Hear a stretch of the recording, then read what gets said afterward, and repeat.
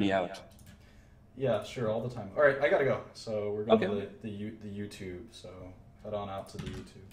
All right, everyone. This is the fifth lesson on investing. So thanks for joining. My name is Martin Shkreli. I'm your host for this series of investing basics. We're gonna go through a couple of things. Just give me 1 second while I load some files up. And one of the things we're going to talk about today, and this course is pretty iterative, and you may find it even a little bit kind of going over the same material over and over again. But I think that each time you do a financial model and you understand financial statements better, the more and more things become apparent to you, and the more you sort of come to grips with key facets of finance that are very important. So what we're going to talk about today is sort of a little bit about portfolio construction. And we did quite a bit of work in the last few lessons on single companies and trying to understand kind of IBM and Apple and a few other companies. And so now what we're going to turn to is we're going to get back to individual companies in a minute, but what we're going to turn to a little bit is trying to understand the best way to sort of come up with an approach on how to use this sort of the tools that we're learning and apply them correctly. So one of the things we're going to do is we're going to talk about a universe. And a universe, at least when it comes to investing, is sort of we're going to refer to it as a list of securities that we will focus on. So it's pretty simple. It's basically we're going to, it could be sector focused, market cap focused.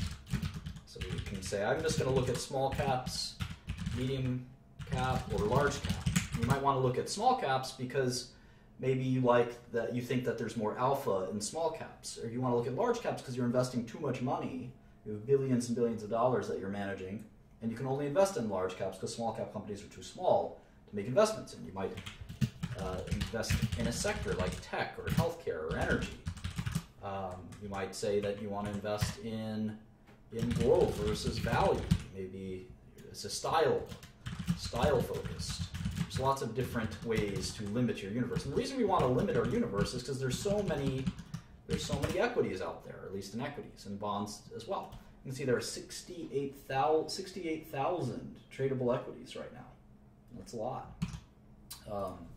Geographical is another one. You might even do a mix of these. You might even say, I'm going to do small cap biotech only in the US.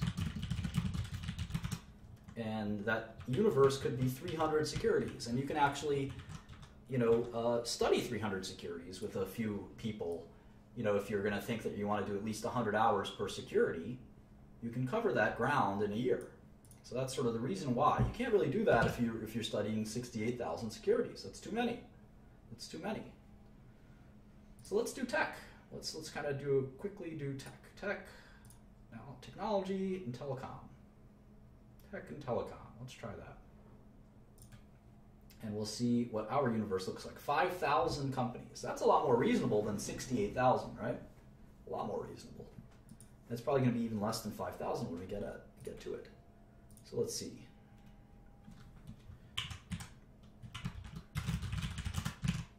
All right, here's tech. So Apple, Alphabet, which is Google, I guess, Microsoft, Facebook. Those are the four biggest tech companies. AT&T, China Mobile, Verizon, Tencent, Oracle, Intel, Cisco, IBM, Taiwan Semiconductor, TSMC, SAP, NTT Docomo, NTT, not the Docomo, Vodafone, Qualcomm, Deutsche Telekom, DT, Tata. We talked about Tata yesterday, right? They're like the IBM. Or IBM's big competitor, I think. KDDI, I think that's a Korean. No, it's a Japanese company. BT Group, that's British Telecom. SoftBank, Baidu, Broadcom, who else? Texas Instruments, TI, Telefonica, EMC, America Mobile, that's Carlos Slim's company, right? Salesforce.com, Telstra, it's an Australian company.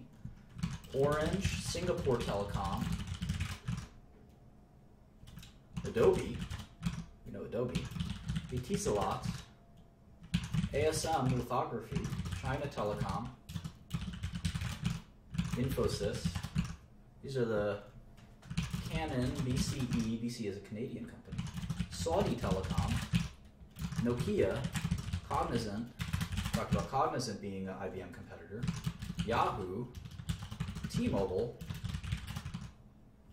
who else? Ericsson,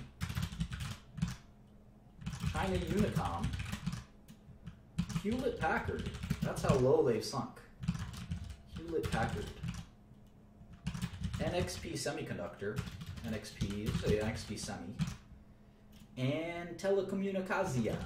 That's the top 50 tech and telecom companies in the world. How many did you recognize? How many do you recognize? These are all international publicly traded tech companies, and they range in market cap from 500 billion or so for Apple to 26 billion. 26 billion. We're going to use the Excel freeze panes to freeze it like this. And we're going to save this file and we're going to call it just tech. And I'm going to upload this to the share drive. Call it tech. Let's put the stock ticker here, Apple. And we're going to put US if it's a US company. MC is market cap, right? And this way we can kind of compare, all in one file, we can compare all of these companies. In fact, we can even make links. Here's our Apple model. We can open it up super fast, check it out, then open up our, what we did, IBM, right? We can do our IBM model. That's pretty cool, very handy. Let's see, stock price, right?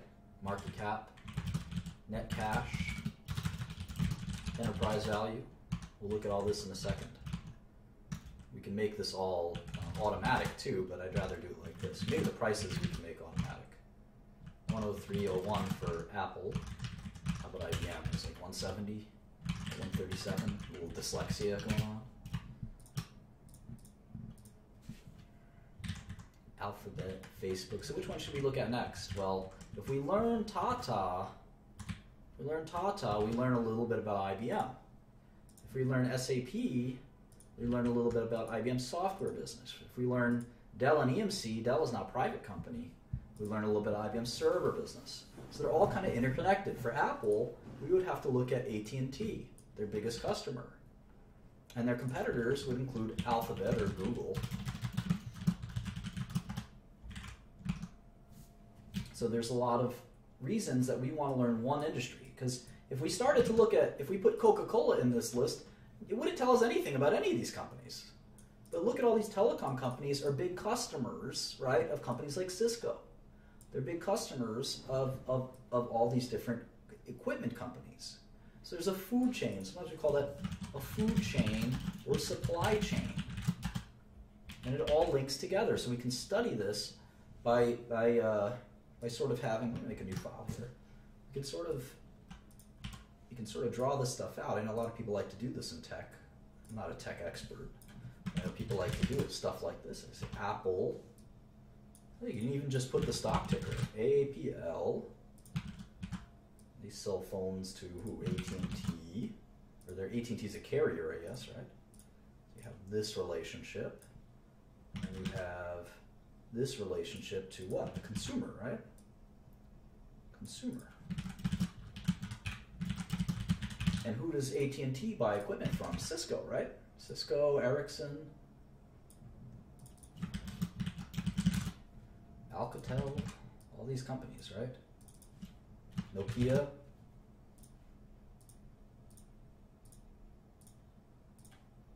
And so forth and so forth. And you want to understand how all this works. Does Apple buy Intel chips, or do they make their own chips? I don't even know. We'll have to learn all of this stuff.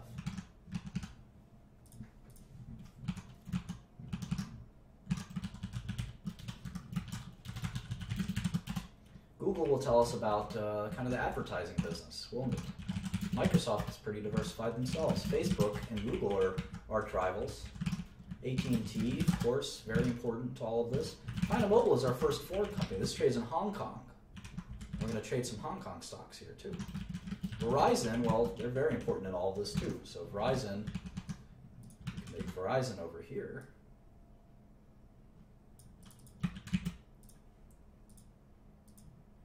We can make this as detailed as we want, or not as detailed as we want. Maybe we make it over here. And all of these guys, by the time you're done, this thing will be indecipherable, basically, right? Let's see, this is not accurate. This is kind of goes here. So these guys are competitors, Verizon and AT&T. And they also go back to the consumer. Now, Verizon also does triple play, right? I don't think AT&T, maybe AT&T does have triple play, but I'm not sure. Verizon is a cable company too. So we'll keep doing that and getting that squared away. Tencent also doesn't trade in the US. It's a Hong Kong company as well, 700. The tickers in Hong Kong are numbers. You can see that. Oracle and SAP are arch rivals. Here's SAP. Intel, of course, has very little rivals at this point. Cisco, Taiwan Semiconductor, trades in Taiwan. SAP technically trades in Germany, but also trades in the US, and so forth and so forth. So Tata trades in India. So we're going to want to look at all of these companies. We're going to want to look at all of these companies because they're all interrelated. Now, obviously, some of them aren't interrelated, right? Facebook is thinking about making a phone, I've heard, but they're really, at the end of the day, just a kind of a social networking company. And you see the relative market caps are very interesting to kind of see how they stack up. Verizon might be a fun one to look at, I'd say.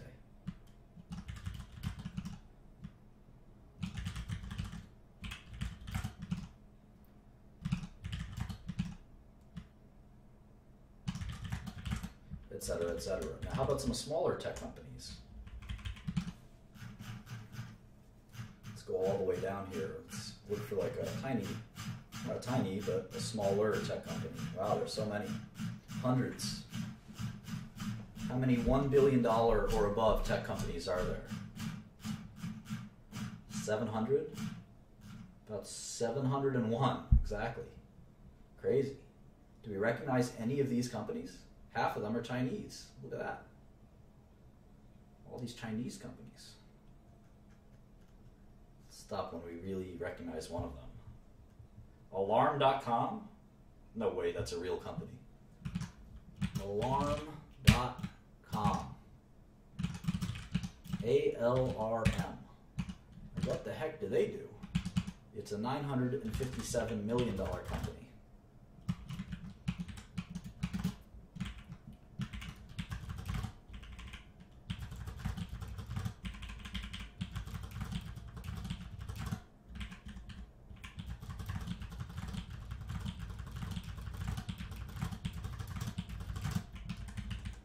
Alarm.com.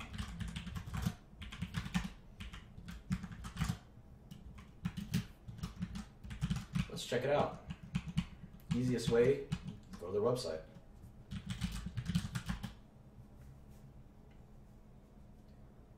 Protect what matters most. Cutting edge security you can rely on. Okay. Sort of sounds like a 24/7 emergency response alarm company. Basically do all kinds of monitoring and alarm devices, and they use maybe your iPhone or something. They have a thermostat, video monitoring. It's like an all-inclusive kind of company. All right, well, why don't we make a model? Why don't we look at alarm.com? Never heard of these guys. Let's look at the basic 6 things. And it's fun to look at kind of these smaller companies. They're more exciting than Apple. They're more likely to have stock prices that aren't accurately reflected by the stock market. ALRM is their stock ticker. So I can look up their stock price very easily. It's $21. This is what we would call a mid-cap or small-cap company. It's only $1 billion company.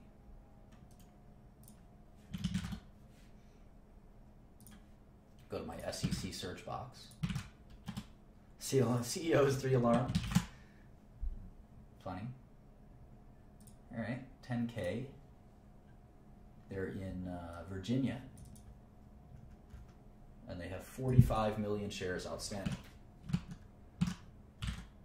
45.582 million shares outstanding as of Q4 2015, at the end of Q4 2015. So that makes it roughly $1 billion company. This is much more reasonable, a $950 million company. It would take you $96 million roughly to buy 10% of the company. It's affordable. There's the 10K. All right. First page of the 10K. We are a leading platform solution for the connected home. Through our cloud-based services, we make connected home technology broadly accessible to millions of home and business owners. Software as a service. We're going to see this a lot in technology. SaaS or SaaS, software as a service. Blah, blah, blah, blah, blah. All right.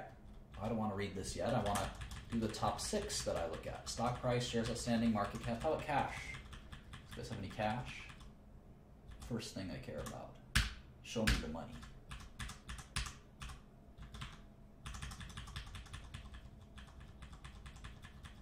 So this is kind of a software company, not really an alarm company. Let's see, cash, 128 million. All right.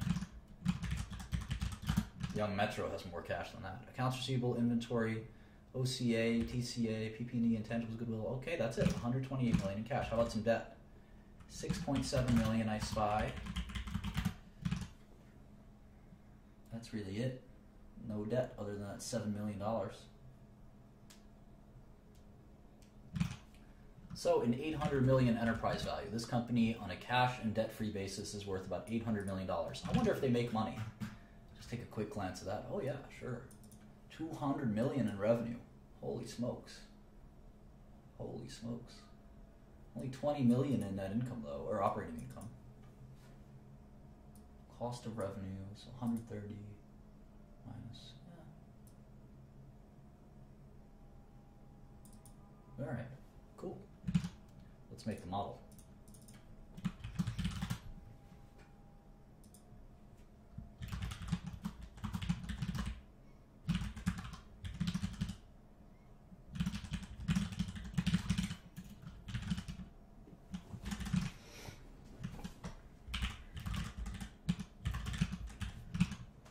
Look at that revenue growth. Pretty amazing, huh?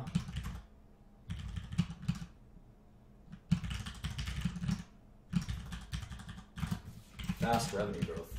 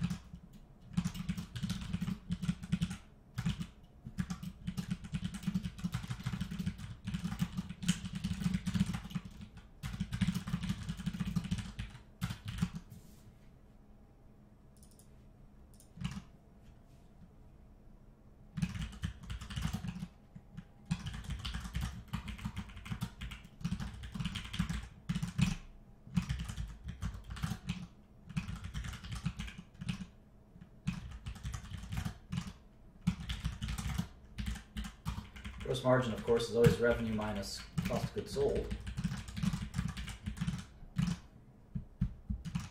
Cool. Sales and marketing, general administration, R&D. So sales and marketing is just ads, right? Basically just ads. 21 million. It's a smallish company, right? If your ad budget and your sales force is 20, 30 million, that's not much. It's a small company. I wonder how many employees they have. We're going to look that up soon. Not knowing the number of employees is actually very important.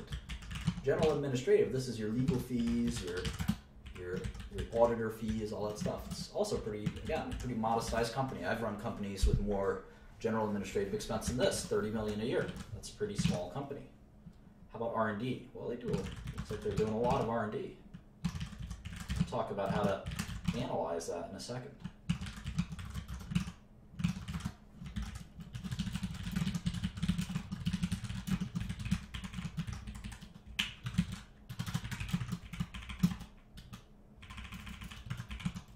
You can see their operating income has been rising. It's about 25 million a year.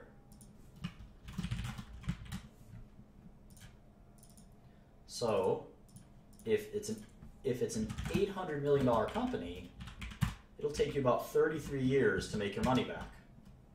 It's enterprise value to the earnings. Let's go back to our list here. So let's see, the market cap, let's see, what's the stock price? It's $21. The market cap is the stock price multiplied by the shares outstanding, which in this case is 46 million or so.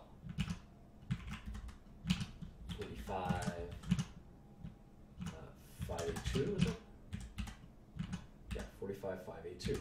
The net cash was 128 minus 7, so the enterprise value is this. All right. So now, if we do 2016 earnings, maybe, yeah, 2016 earnings, we're expecting let's say we're expecting 30 million, more than last year. A little bit more than last year. Well, we can say that the 2016 ratio of enterprise value to earnings is 27 times, or 28 times earnings. So it would take you 28, if you bought this company at this price, it would take you 28 years of the same number to get your money back. Now, revenue is going up so fast that in 2017, maybe in 2017, we'll make $35 million. So what's the multiple if you focus on that? It's only 24 times earnings. Well, let's look at it for Facebook, and let's look at it for Apple. How much net cash does Apple have? And let's look at it for IBM, I should say, not Facebook. All right, well, Apple has 5545 shares outstanding. 5545. And the net cash is 152,776.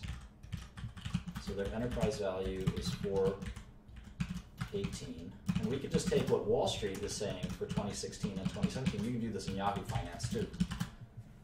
They have this on Yahoo Finance. We do it like this.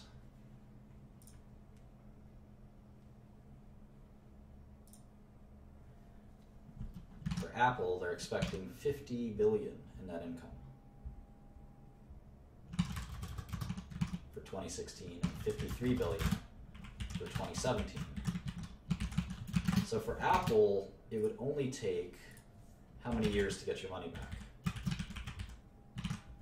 8. So why would you pay 24 times 1 year of earnings when you can buy Apple for 8 times 1 year of earnings? How about IBM?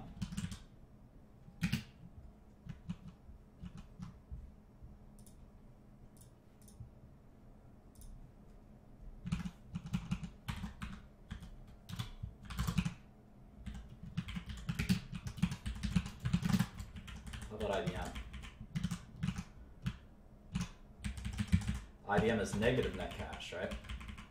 Negative 31,695.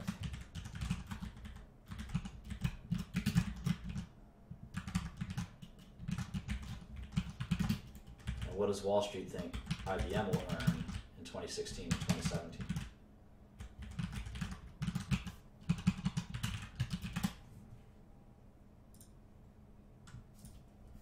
12,770,000,000 and 13 billion.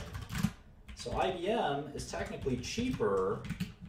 It's not actually cheaper, but on an enterprise value to earnings ratio, it's 13 years. The company is worth 165 billion. If that doesn't make sense, stop and go back to the first few lessons. The company is going to make 13 billion a year. If that doesn't make sense, stop and go back a few lessons. So on a ratio basis, you're buying a company for $165 billion. You could buy a share of that company. And the company is making $13 billion a year. So it would take you 13 years. Apple will only take you 8 years. It's pretty amazing. Do I have this right for Apple? Let's see. Let's see. Net income. Yeah. That's right. Eight times earnings. Pretty crazy. So people are more concerned that Apple can't keep up these earnings than even IBM. That's what you can imply by this. It doesn't mean that you should buy Apple and sell IBM. It means that the market's very worried that these earnings may fall victim. So it's assigning it a higher discount rate. Because if you do the opposite of a PE, you can do an earnings yield. So you do 1 divided by, or you can do the earnings divided by the market cap. It's like a bond. And you can see it's yielding 12%, which means it's a higher, in essence, discount rate. Higher discount rate.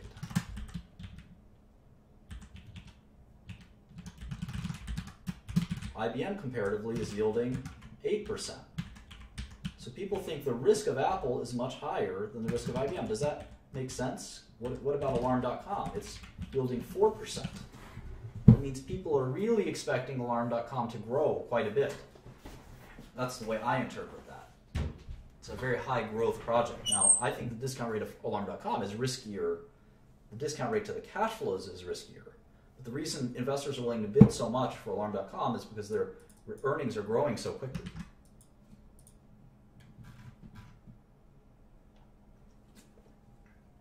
So we have a lot to think about and discuss, but we're trying to slowly get a sense for all of this stuff. So let's keep going with Alarm.com. Why investors will pay so much for growth companies is something we'll talk quite a bit about, and it is a rational thing.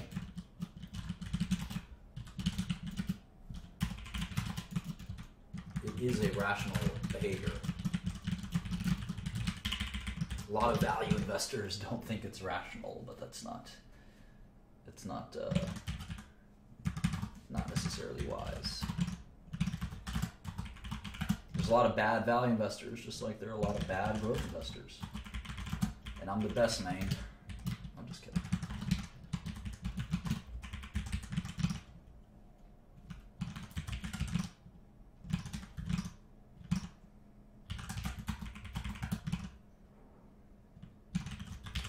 So one of the things you might notice is that my numbers don't match up to their numbers, and I want to talk about that as soon as I finish. And this is how you pick up lots of little things along the way. This is not a class like any other in that we can give you a definitive lesson plan. You kind of have to learn by doing, and by doing we're explaining. And each successive company we do, we've sort of mastered an elementary part of the last time. We're adding a new advanced part. Like we might actually do the cash flow statement this time. So I have the following three numbers for net income. I have this company, Alarm.com. They made $8 million in 2013. They made $17 million in 2014 and $18 million in 2015. So actually, I'm going to adjust these. So let's say we'll make 20 and 25. All right, but the 10K has different numbers. Let's close out IBM. The 10K says that they made 4, 13, and 12. 4, 13, and 12. And I have them making 8, 17, and 18. Why? Well, if you noticed, and you watched very carefully, I'd be very impressed if you picked it up, I did not include this line. Amortization and depreciation. Does anyone know why? Who's the smart person? Who's the smart person that knows why?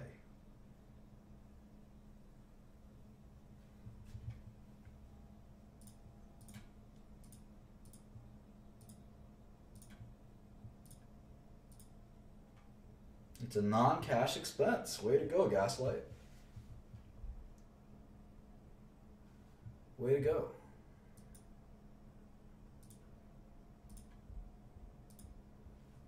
Excellent. You guys are, wow, you guys are really good, huh? God damn, look at this. Like 100 people know the answer. I'm so impressed. I got to be more advanced than this. Yeah, it's a non-cash expense. Now, it does mean something. It does mean something. But for my purposes, I'm going to exclude it. So I want to know what the real operating, I want to really understand the operating success of this company. You guys are really good. I'm proud. I don't know if I taught you that or you already know it. Either way. And keep in mind, we're doing this model in millions. You should always do your model in millions. Everything I do is in millions. Even when I go to the grocery store, I buy it in thousands of millions. I'm just kidding, of course. All right, so let's look at some more numbers, shall we?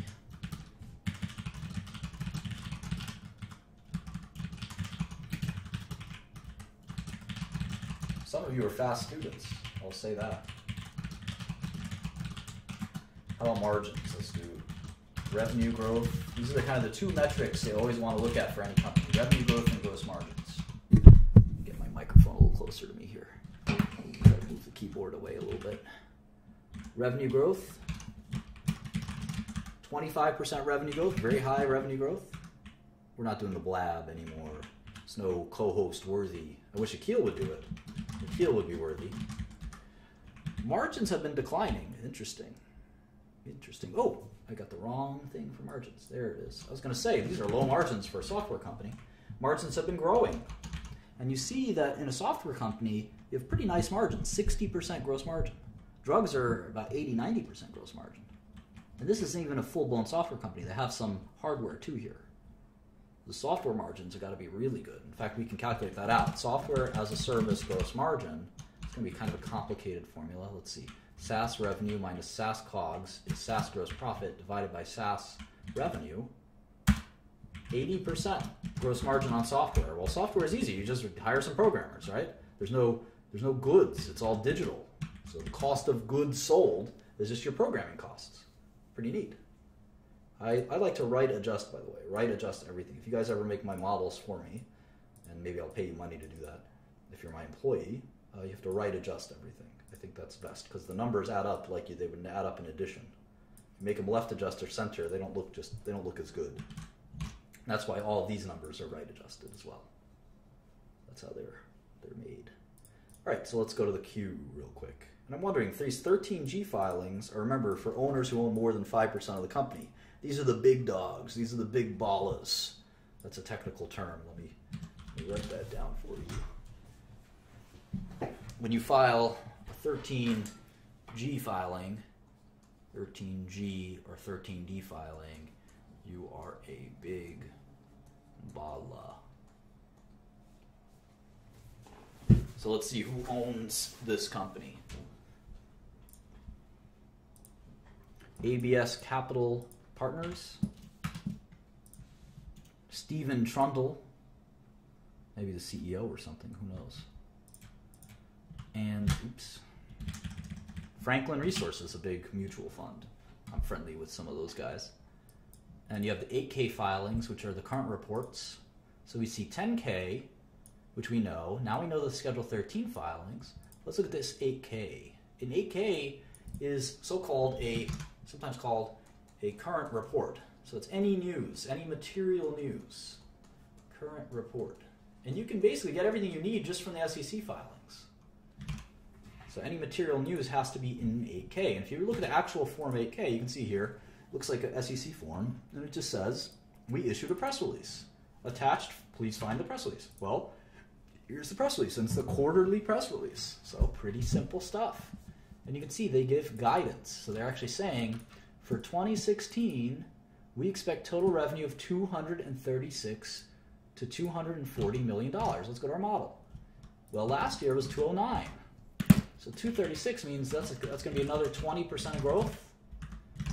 They expect 236 to 239. Ooh, that's less than 20% growth. They're slowing down. In fact, they have to grow only 14%. So they're really slowing down their growth. I bet their margins will still be really good. Let's see. Let's calculate. What do you think their margins would be? 60, it was 58, then 60, then 63. Maybe it's going to be 64. So their gross margin would be 152 million. Sales and marketing, let's see how much sales and marketing has grown year over year. I wonder if it grows faster than revenue. It shouldn't, right? Your costs will hopefully grow slower than your revenue is growing. You have a problem if it goes the other way around. Well, they're definitely investing in it. It keeps growing.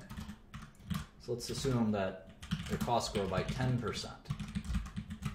How much income would they have? They've jumped to 34 million in income. I don't know how much interest they'll have. You can see they have taxes. So let's say they have 30% taxes. So we'll do 24 million. 24 million in net income for 2016.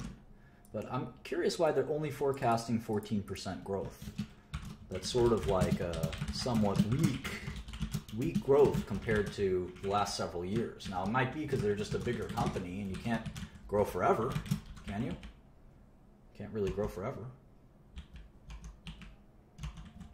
They probably don't need much in G&A, right? They should probably not grow that much, or R&D. Spending quite a bit on R&D. So maybe they'll make 28% year over year. And if you look at net income year over year, it's kind of interesting. If you have 14% growth in net income, how much growth should you have in 14% growth in revenue, how much growth should you have in net income?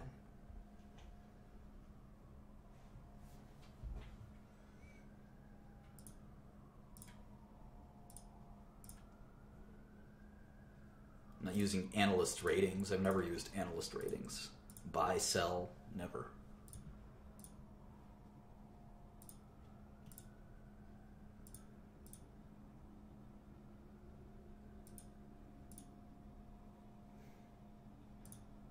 Yeah, it depends on expenses. It should be higher, hopefully, than 14%. That's called, we call that leverage. Leverage. And I'm disappointed that so many of you got this wrong. I'm disappointed that so many of you got this wrong.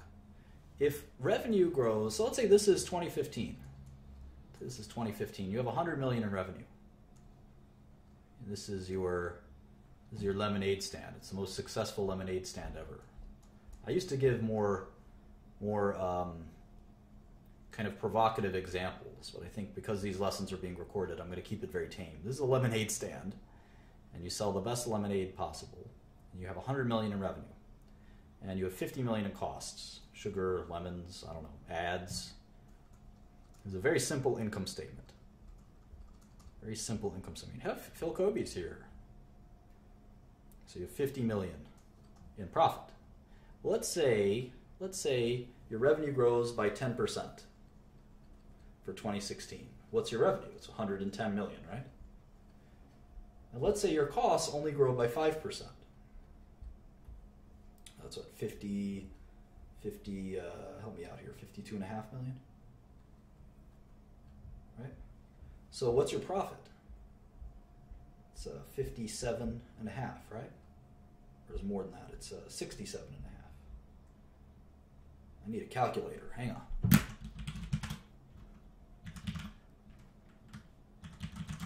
$57.5.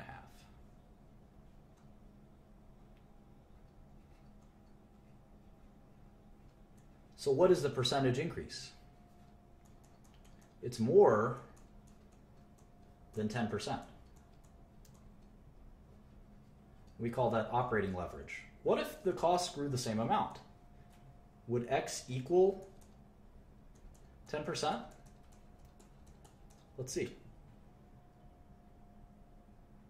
Change this to 10%. We change this to 55, right?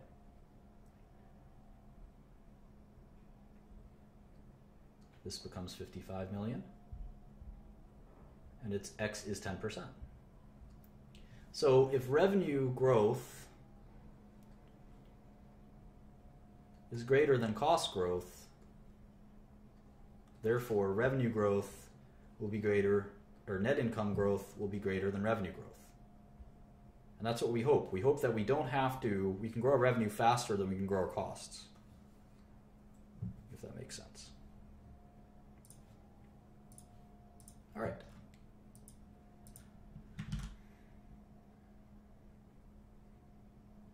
Yeah, variable costs, fixed costs, it's a good question. You can have a variable cost, but this still has to, it's a necessary cost. Anyway, let's get to the 10Q. Or at least we have the press release for the Q4 results. So let's pop those in real quick. Let's pop those in.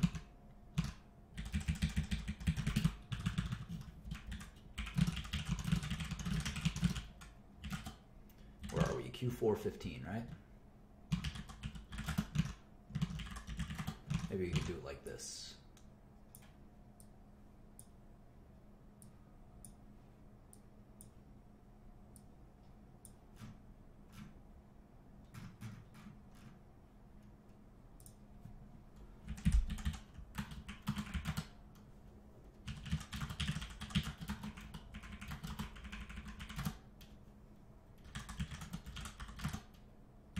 It's crazy that their biggest expense is R&D. It's almost like they have a lab studying alarm technology. It's pretty advanced stuff for an alarm company. Now again, I'm excluding that amortization and depreciation. We're going to get back to that in a second when we go to the cash flow statement. Since you guys are so fancy and you know everything, I'm going to hit you with the cash flow statement. And we'll see how smart you are then. We'll have your brains turn to mush as you ponder cash flow statements. What am I doing here? What am I doing? I need a line. Here we go. All right, and to copy paste, we're just going to copy and paste everything and put it there. We're going to, let's see, maybe make this even a little bigger. Trying to see that Q4.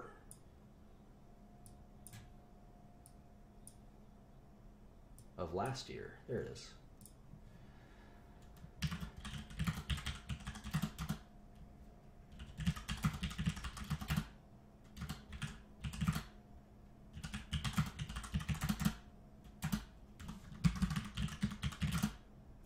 Oh, did I? Oh, look, I made this in thousands. I made this in millions. Uh-oh. SpaghettiOs. I gotta fix that. Let me change it around.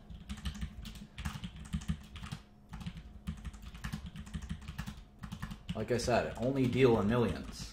Apparently I dealt in thousands just there.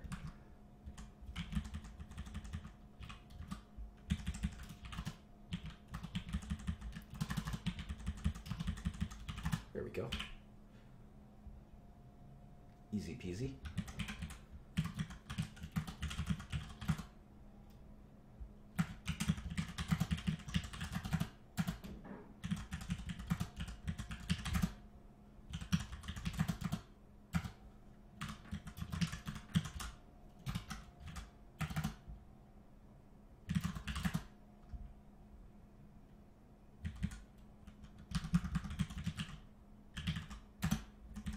All right.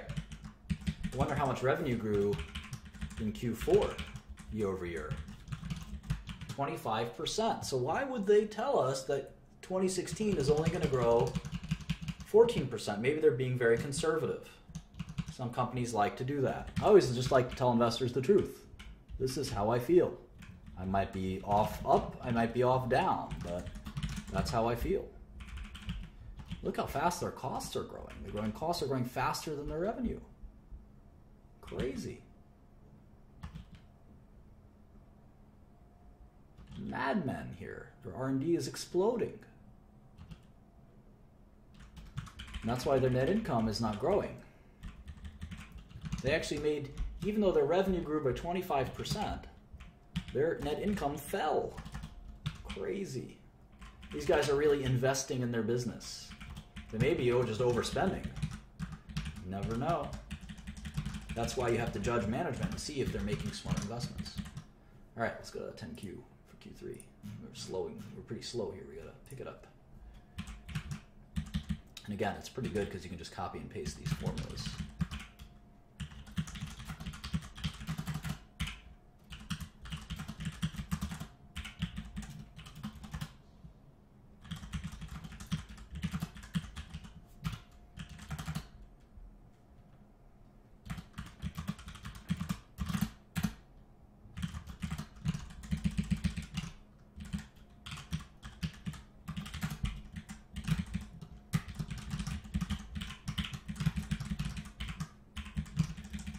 This just takes some getting used to, get some experience. You can really, this is second nature.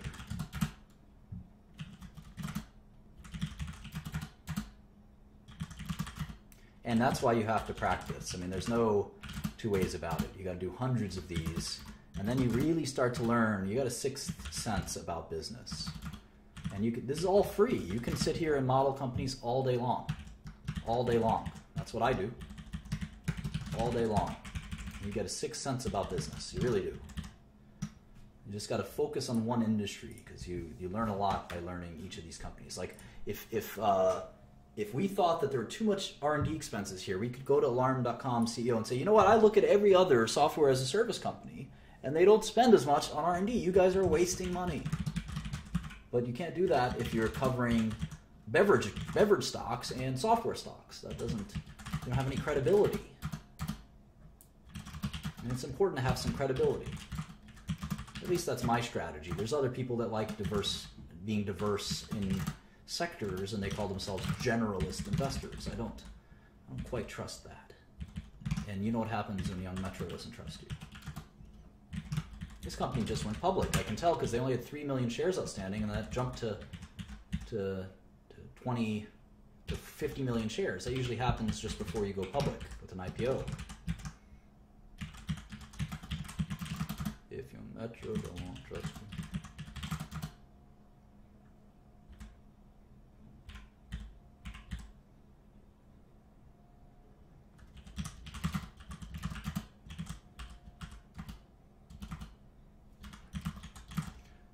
Yeah, I've gained a ton of credibility in pharmaceuticals by knowing just about everything about pharmaceuticals. It really, I think, what was it, was it Vanity Fair? They said anonymous pharma CEOs said they were humbled at how smart Martin was about pharmaceuticals. Well, I don't think I'm very smart. I just kind of focused on it. And if you do it all day, you can be an idiot and it still kind of sinks in. See, these guys don't have that many 10Qs because they've only been public for so long, so they never filed a Q1 10Q. Isn't that cool? We can actually use the 2015 numbers to reverse engineer it. 2015 minus these 4 quarters, three quarters, and we'll get a full year number.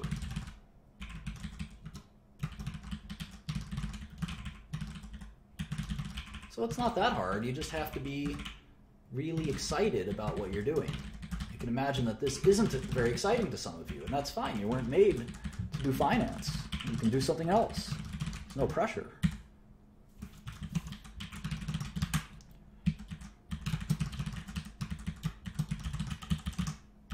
I don't think I'm a genius. I just think I love pharmaceuticals, so it becomes so easy for me to study hundreds of pharmaceuticals because I love it. If I didn't love it, I wouldn't do it. I would hate sitting here and doing this all day. I love investing too.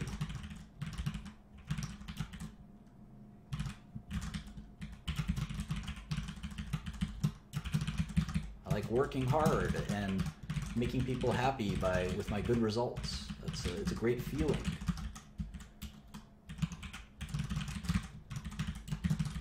All right. So they've had these 60% margins for a long time. They've had that 25% revenue growth for a long time. And all of a sudden they're telling us, well, you should expect 14% revenue growth going forward. Why? Why? Let's see. It's the leading platform solution for interactive security in the connected home.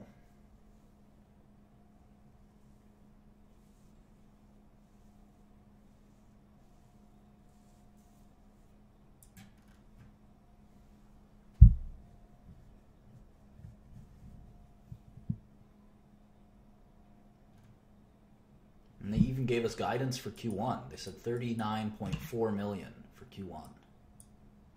39.4 million for Q1, which is pretty similar to last quarter. That's why their revenue growth is slowing down. They know what, well, that's still 25% growth. So how the heck are they going to slow down that much? Just seems to me that they're being too conservative. They're being too conservative with their numbers. And I don't personally like it when companies do that. I think they should just be honest.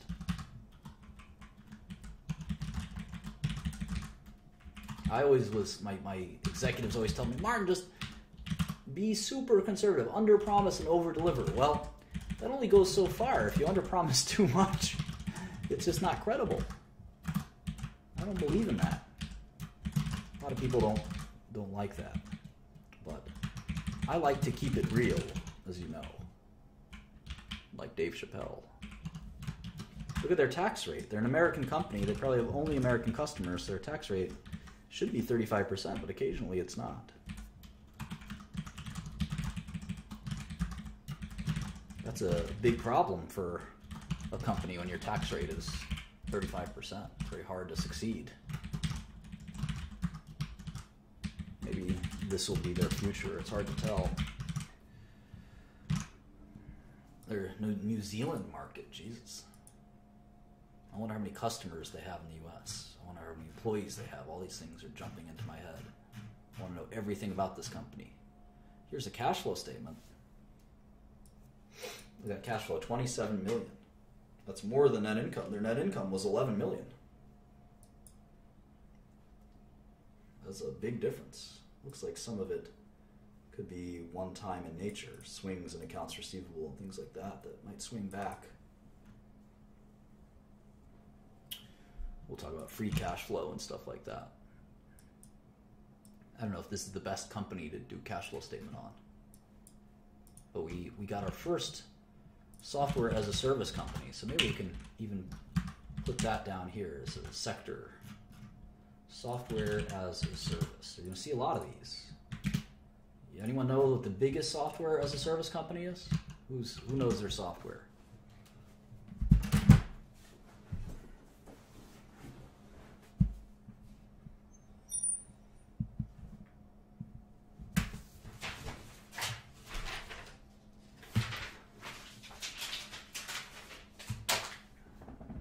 It's not Amazon or Oracle. Q1, Q2, it's quarter one, quarter two. It's Salesforce.com is the way I would think of it. Definitely Salesforce.com. I mean, pure play company. Software as a service, I would say.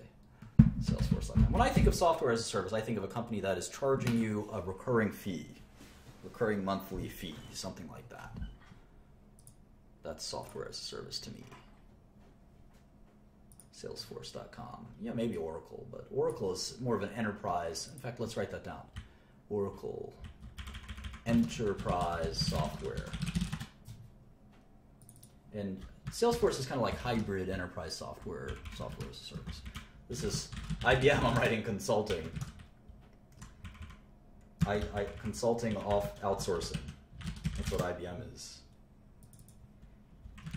Pretend that they're the cognitive computing bullshit, but it's all they are is a consulting and outsourcing company. How about Apple? How about Apple? Consumer electronics? Right? Consumer electronics?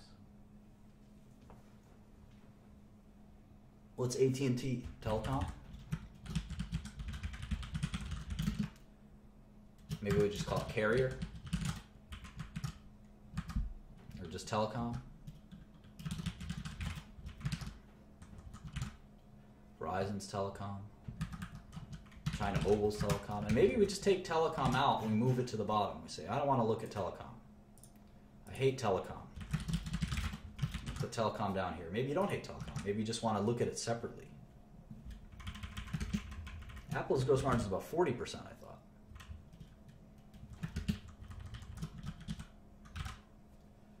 What other big telecom companies? NTT, Vodafone, these are all telecom. I don't want to telecom separately. It's kind of like a separate business.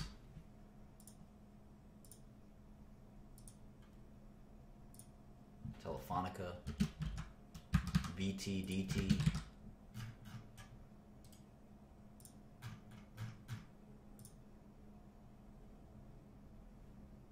What's Alphabet? What would you say Google does? What would you say Google does? Search engine? How about Microsoft? Enterprise software? Business software?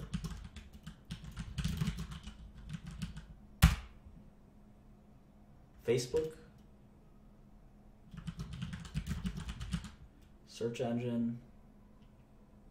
Or social? Cloud computing? Web advertising? How about Tencent? I don't know Tencent that well. Tencent's like a portfolio company. Intel is semiconductors. Cisco's networking equipment.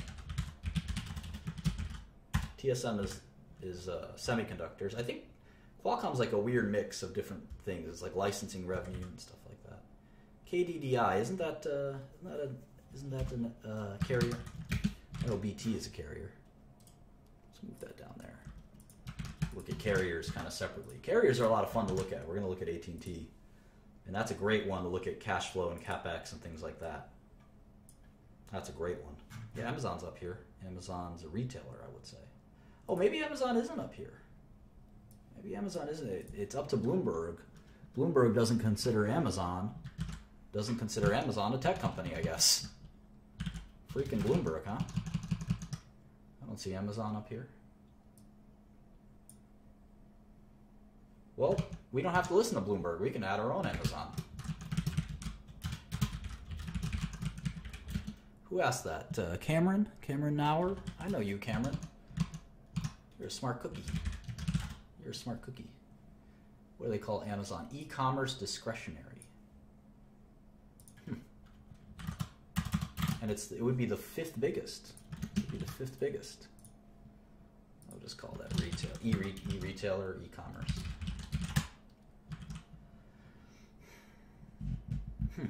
I think it's a tech company. It's sort of a mix of retail and tech. Why not? It's up to us to include it where we want it, right? Texas Instruments, this is a semiconductor company. Telefonica, that's a carrier. Who else? EMC, isn't EMC, do they keep EMC stuff public? And Dell owns most of that now, right? American Mobile is a carrier.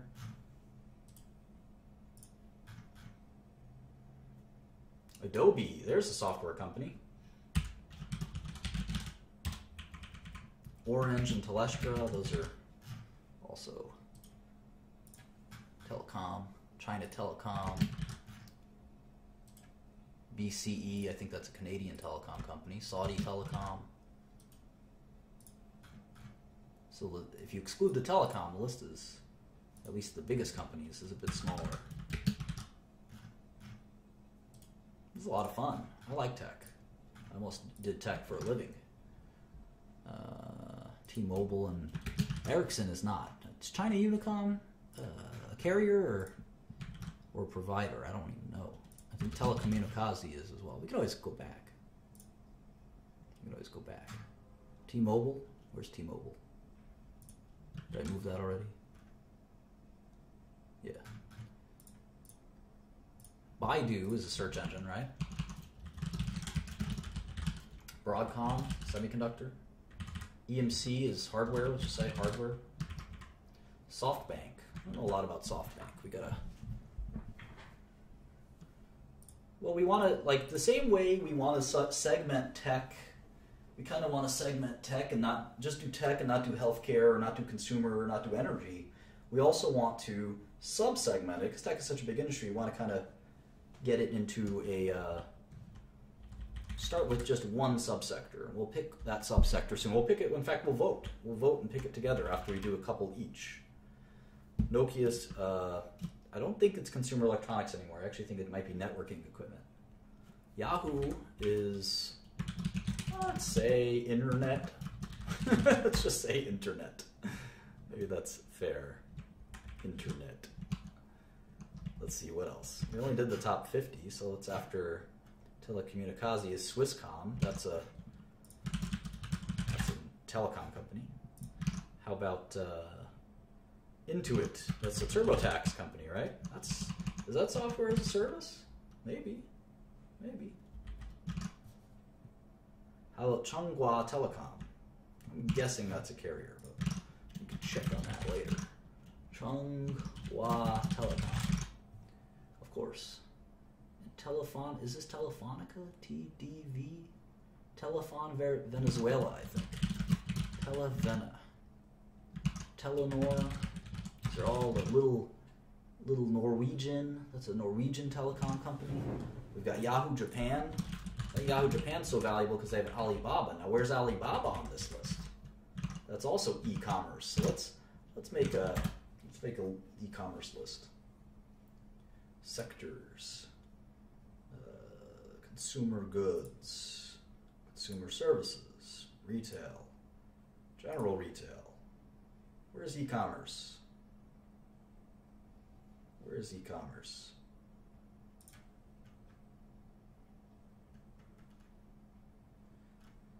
Tech,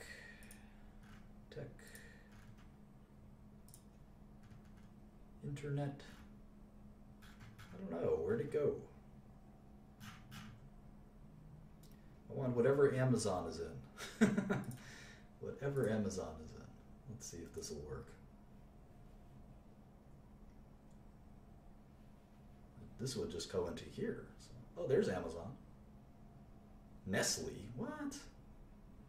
Is this just every company? What is going on?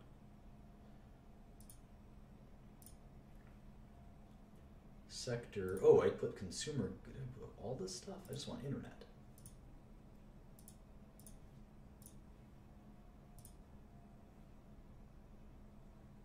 See, Amazon is not in here. That is annoying. Let's see if we can do it a different way.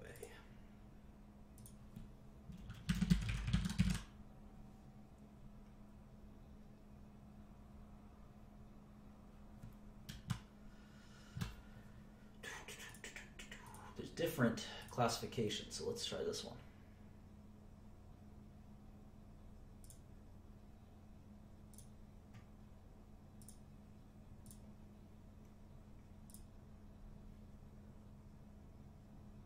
Mute. Oh, we'll move that. There we go. Amazon and Alibaba and JD.com and eBay. Right, so we got Amazon, which we already put down. Alibaba is 178 billion. Alibaba, which is Baba, actually 179, a little bigger than Amazon. All right, let's go back to here. Well, no, we're doing this in market cap order, so we're going in order of the biggest companies. So some of the companies you're mentioning are too small. Applied Materials is a semiconductor equipment company. I'm just going to write semiconductor. Semiconductors. ASM is semiconductors. Right, what about Corning?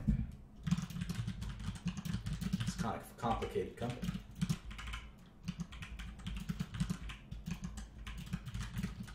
Well, NXP Semiconductor is a semiconductor company. I think we're pretty confident in that. What does Hewlett-Packard even do anymore? We'll call that hardware? Poor Hewlett-Packard, huh?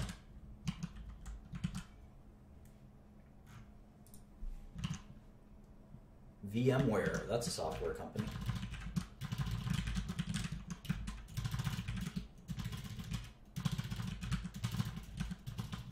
Oops, we got fat fingers today. Is that software as a service? I don't know. Enterprise software, security software? Telia Sonera, that's and Telecom Italia, those are both carriers, I think. These foreign carriers are very interesting stocks, I must say. ARM Holdings, I think that's a semiconductor company.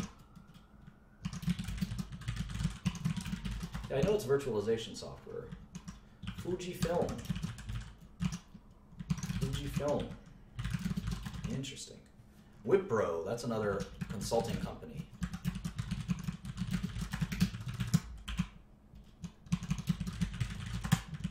I know Wipro. What's Bharti Airtel? Bharti Airtel, I think that's a carrier in India. Bharti Airtel. Hynix, that's a semiconductor company. SK Hynix, Korean. Korean stock tickers have 6 numbers in them. But the 00 I think is not necessary. Semiconductors.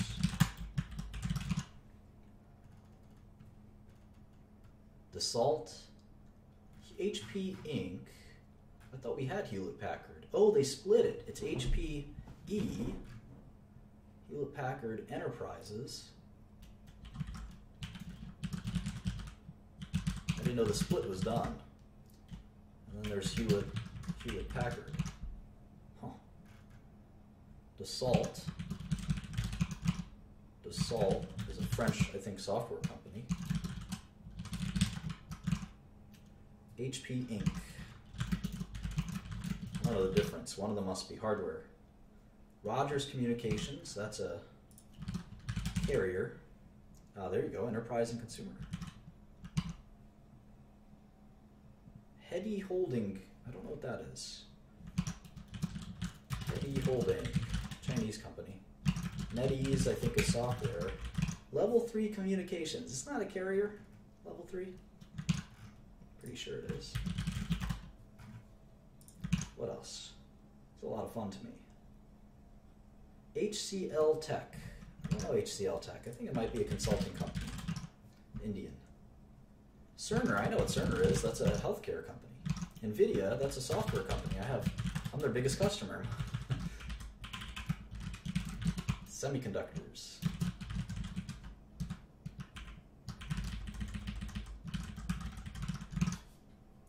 It's NVIDIA's, how big is NVIDIA? 17 billion. 17,500. Let's take alarm.com and pull it down where it belongs.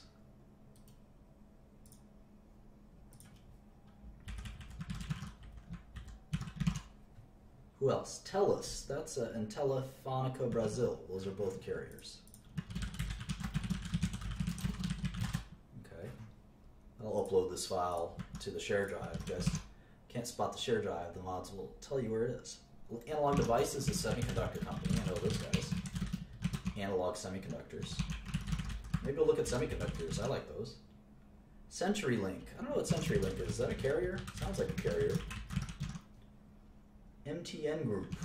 Some of these are nondescript. Altice. What's Altice?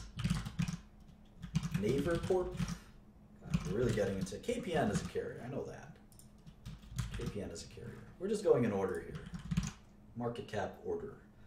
Telefonica Deutsche.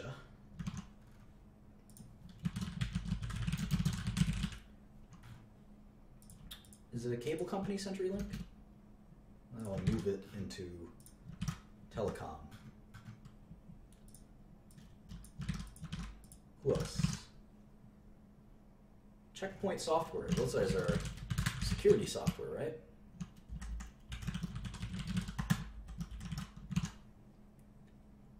SanDisk. There we go. That's a hardware company. We all know SanDisk. Storage company, right? Who else? Sprint. You know Sprint. That's a telecom company.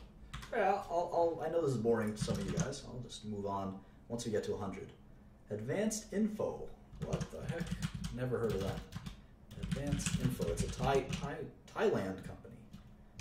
Interesting. Capgemini. I think that's a consulting company. Capgemini. I don't know a lot about it. And then finally, SK Telecom is a carrier in Korea. I'm so tempted to keep going, but we are down to 14 billion. SK Telecom is 14 billion, and Capgemini is 14 billion as well, right? 14,650. All right. So why don't we try AT&T? don't we try AT&T? I think we'll learn quite a bit by looking at that one, because telecom companies are very different from high-tech companies. Very different.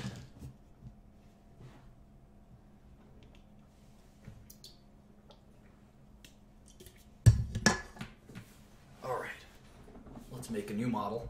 Let me put this over here. Don't need the stylus. All right, let's close our alarm.com model. We'll get back to it someday, I'm sure. Let's make the link. Let's make that link. Here it is. Let's do AT&T real quick. What's the stock price of AT&T? It's $37.93. All right. We're going to look at the 6 things that we care about the most. And this time we're going to do a cash flow full model for AT&T. This is going to be at least an hour, so buckle up. And this is going to be a real roller coaster. I feel like I should drink a cup of coffee. Maybe I will. AT&T stock ticker is just T. It's kind of nice. And I always save my models as the stock tickers. Maybe I'll brew a coffee. Give me 5 minutes while I brew a coffee. I got to go ham on this one. You guys are in for a treat.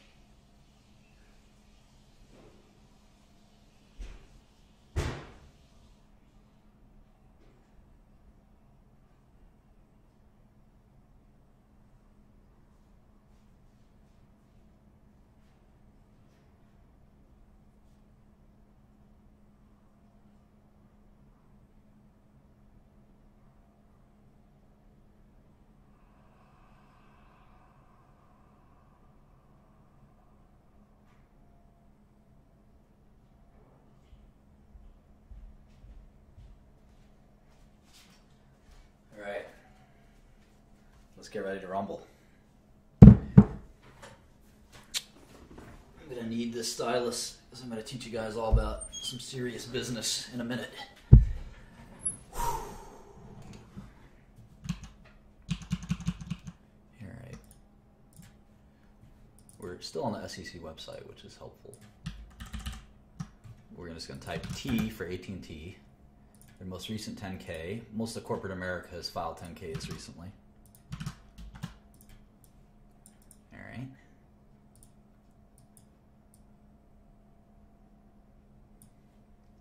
AT&T, headquartered in Dallas. Didn't know that. Dallas, Texas. 6.1 billion shares outstanding. 61.51. It's a $233 billion company. It's about half the size of Apple. It's a little bigger than IBM. It's nice to know these things, you know? Who's the bigger company? If someone says, oh, AT&T is much bigger than Apple. No. Not true. AT&T is half the size of Apple. All right, so I'm going to go to our handy-dandy comparables, and I'm going to put down AT&T stock price, multiplied by 61.51. There it is. All right, how much cash do these bad boys have? Well, they're like any other company. They have two parts to the annual report. So you got to click here. Let's look for that balance sheet. My eyes can just spot the structure of a balance sheet even though I'm scrolling like this. I immediately see it. You too will develop this sixth sense. All right, cash, 5121, $5 billion in cash for AT&T. Accounts receivable, prepaids, other current, et cetera, et cetera, et cetera. Investments in equity affiliates. I'll count that. Why not? YOLO. So they have $6.7 billion in cash. How about debt? Holy smokes. Look at this. Long-term debt, $118 billion. $118 billion. They have $7 billion in cash and $118 billion in debt. So the enterprise value is a whopping $345 billion. Debt maturing within a year is another $7 billion. So AT&T is the most debt that we've ever seen in a company. The most debt we've ever seen. And they even have this pension debt, which is $34 billion, which is quite a bit. Quite a bit. I wouldn't underestimate that. Pretty important.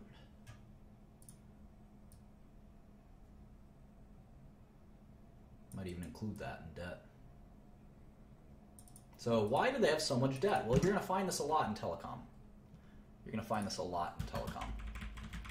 Telecom companies have such dependable income that they can kind of leverage. They can leverage with debt, but it can be tricky as well. We'll talk more and more about this. But no, it's not about size. Look at Apple. Apple has huge net cash. It's really more about kind of investment style, I guess.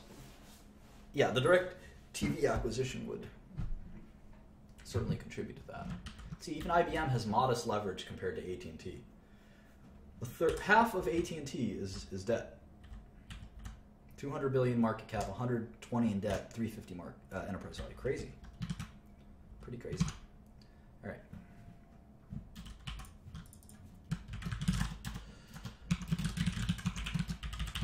First quarter, second, third, and fourth quarter of 2014. Same thing for 2015. The year is divided into 4 parts. We call them quarters, 3 months apiece. Unless someone is asking that very basic question. And then for years are somewhat obvious. Now, fiscal year versus calendar year is something we always got to pay attention to as well. It looks like AT&T operates on a normal calendar year. All right, let's get down to business.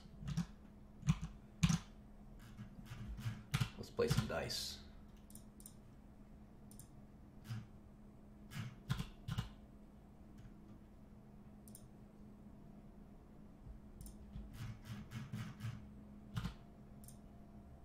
All right, here's I'm out of the 10Q. I went to the 10K. I'm into the 8K for the Q4 earnings release. If that makes any sense to you guys.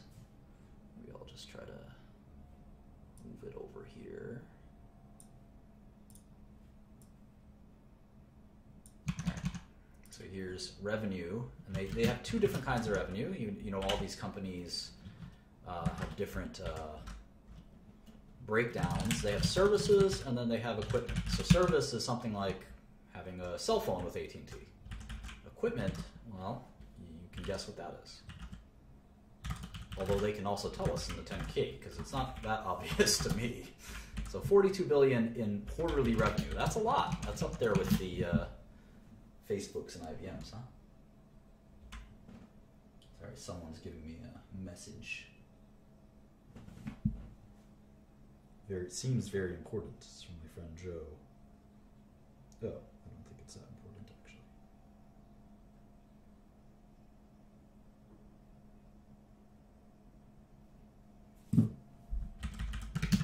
All right.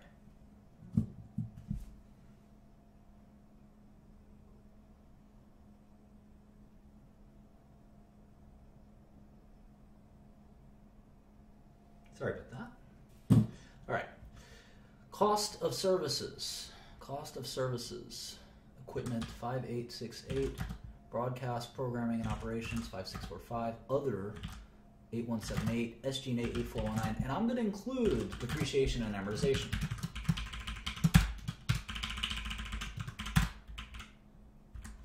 I'm going to include it. And you'll see why. AT&T is very different from other businesses. It's the only time I would ever include depreciation and amortization.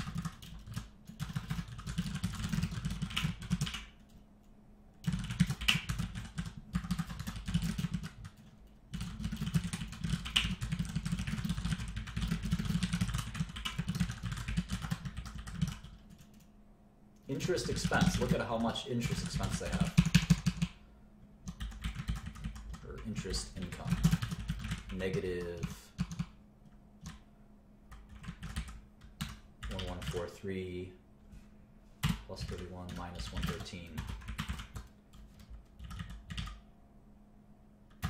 And we should also do this loss net income attributable to non-controlling interest. What is that? What is that? This is $80 million that a non-controlling interest made. So it's not all AT&T's. So you have to take out that $80 million. So I'm going to add that to taxes.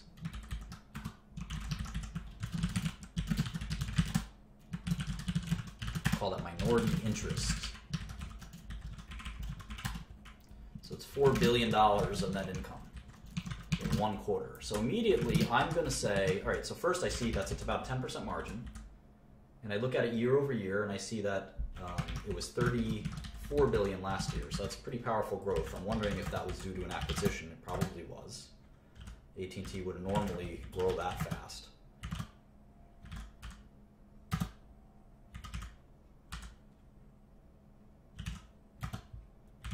These numbers are bizarre. There's a lot of GAAP and non-GAAP issues I think we're going to have to contend with here.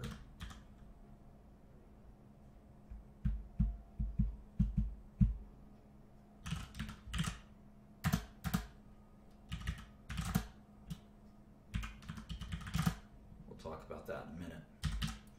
Very bizarre. But $4 billion in net income. So that tells me if they're going to do $12 billion in a year, well, $16 billion in a year, that's a 22 years to making your money back, if that makes sense. It's a crude measurement, but it's always interesting to sort of quickly get a sense for that. And we're going to slice and dice this a million ways, trust me. The first thing we're going to do is triple check this.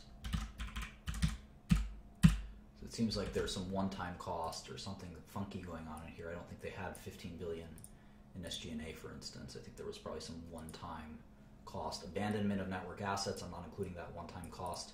I'll tell you why I'm including depreciation. It's a really important part of AT&T's business. So they lost money last quarter, but I think it's probably due to accounting reasons. Other income. All right, so I want to make sure I got this right.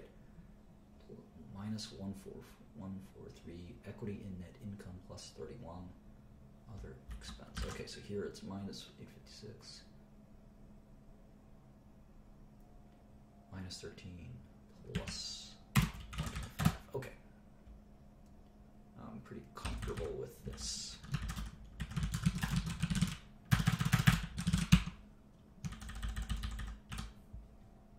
Let's see if AT&T gives us like a GAAP, non-GAAP breakdown. I think that would be very valuable. A lot of companies do that. You can see they have a lot more shares outstanding in 2015. They probably issued stock to do that acquisition. This will be fascinating company to look at. Let's see if they do GAAP, non-GAAP. They definitely give us business segments, wireless, fixed, legacy voice, etc. Video entertainment. See if they give us, there's a balance sheet, cash flow statement we'll get back to. They have subscriber data. This is really important stuff. See if they do non-GAAP. Here we go, non-GAAP reconciliation. Interesting.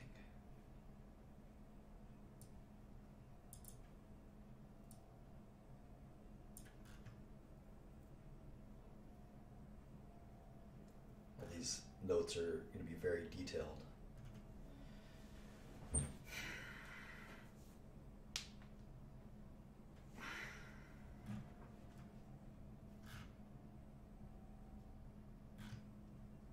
So they're telling us that our adjusted EBITDA, there's an actuarial gain or loss on a benefit plan.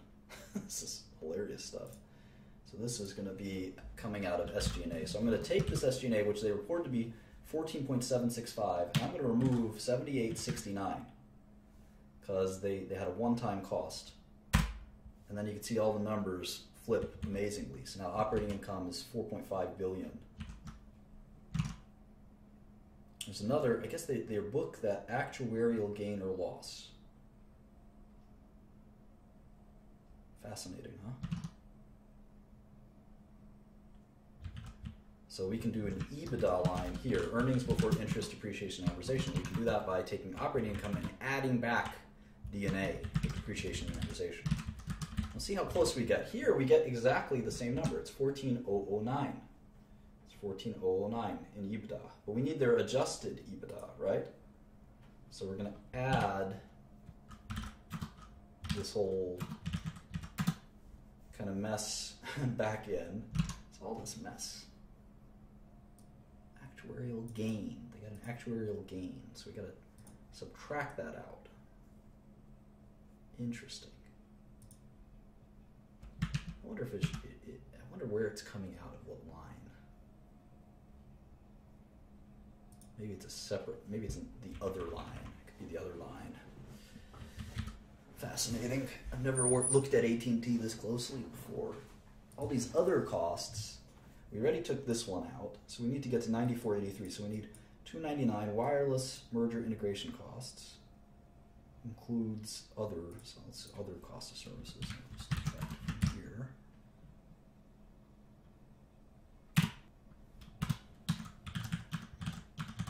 All right, so we get 9483 here. And we're trying to get 12,276 here. So I need to take 2 billion from somewhere.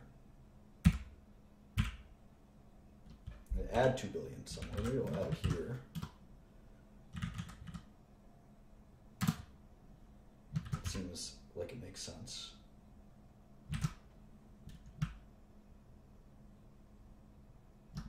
Then the other, I have to subtract 36. And there we go. It's 12,276 EBITDA. This is such complicated accounting. Now, operating income, they're saying it should be 7 billion versus 5 billion. So here we're close. It's 4916 versus 4980.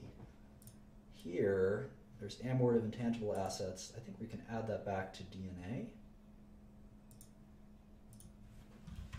So subtract 1273. There we go, 7072. Perfect. And here, we do the same thing with D&A.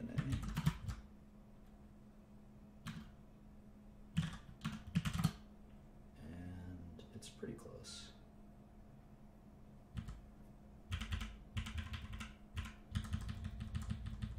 All right, so yeah, getting these quarters exactly right is pretty tedious because of their crazy, you see all this reconciliation. Accounting in telecom is pretty dense stuff. Let's move on to the 10 key.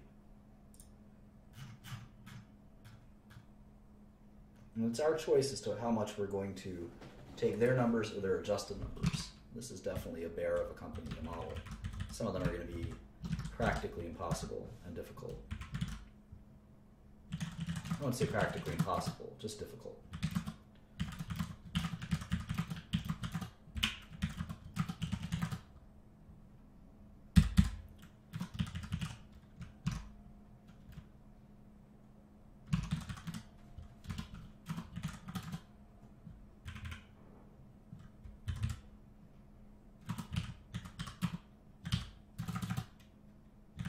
Easy if we don't do any of the reconciliations. It's look how fast we did it.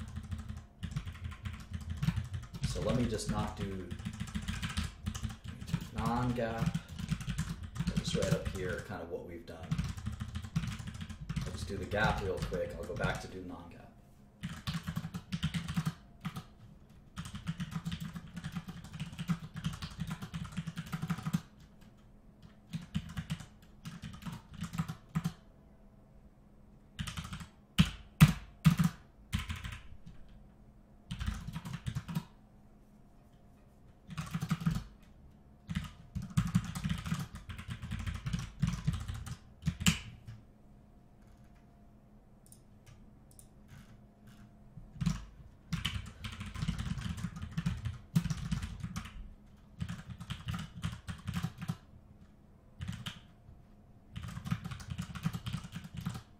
Looks like they, at one point, had cost of services and sales, and then just SG&A, so they put it all together. So they didn't used to, they used to lump it all together. So they changed their reporting style, you can see.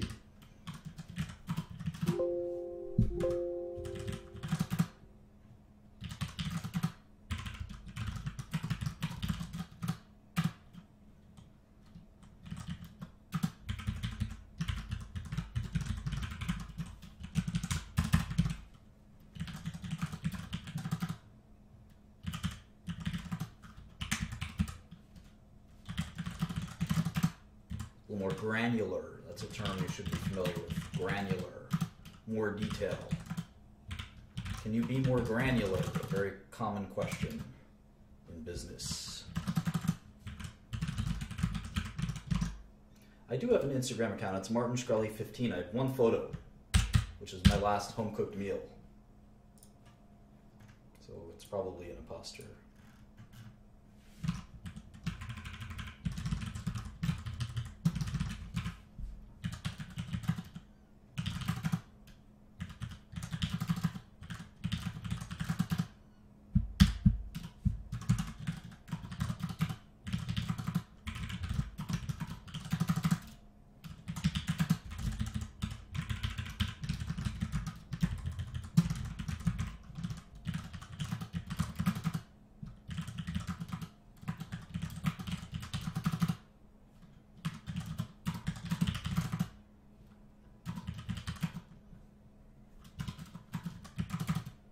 All right, so we got 8 quarters or so. Got 8 quarters or so. And we can start doing some summations.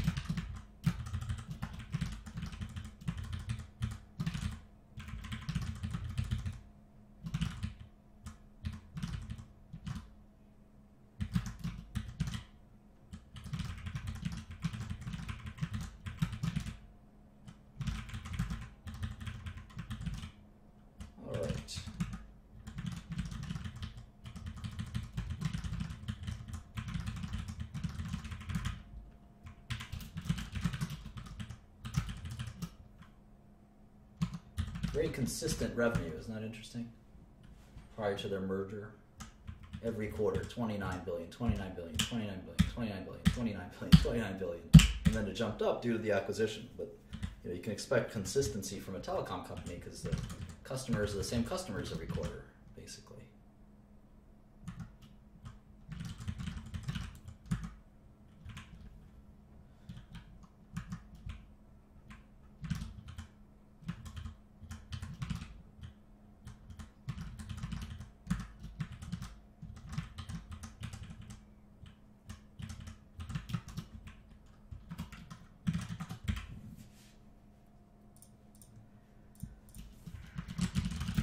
Still want to look at revenue year over year and stuff like this,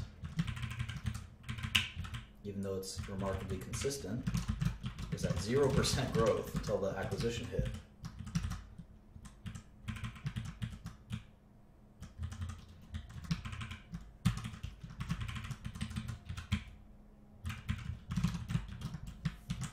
All right, now we're going to have some fun. Now that the income statement is done, we've done a bunch of income statements. Let's do the balance sheet. We've never really done a balance sheet. We might as well start right here. Cash.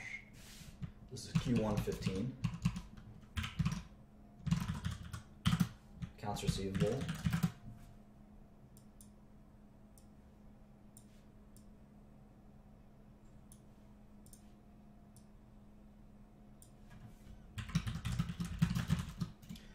paids, deferred taxes, other current assets, PP&E, intangibles, or let's say intangibles, licenses, investments, other, and then total assets. Those will be our columns.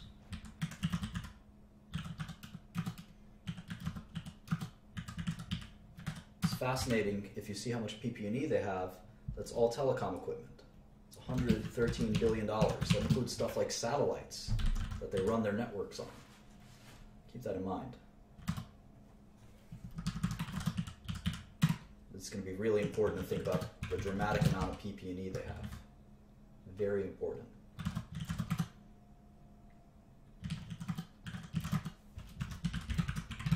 So the sum is the same as their sum, 308. Debt, 8181 plus 88272. So we like to make that our own thing called net cash, right? It's our version, our blend of cash minus their blend of debt.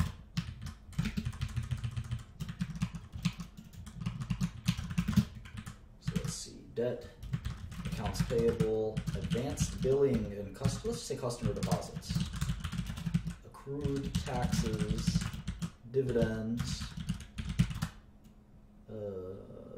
deferred taxes, pension, other non-current liabilities, total liabilities, and finally shareholders' equity and the balance of the balance sheet. All right.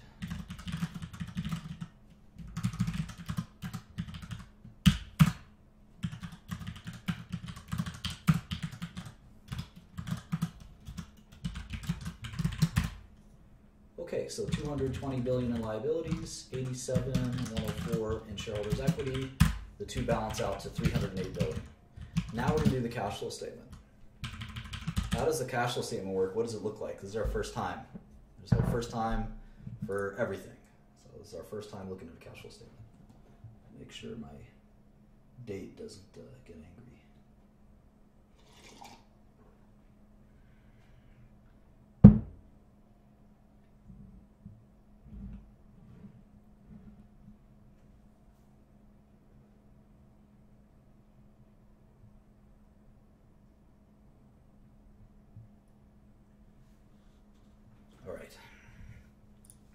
So, cash flow statement tends to, I'm using the arrows and the number pad. Anyway, the cash flow statement is an attempt to reconcile the reported GAAP net income with actual cash change.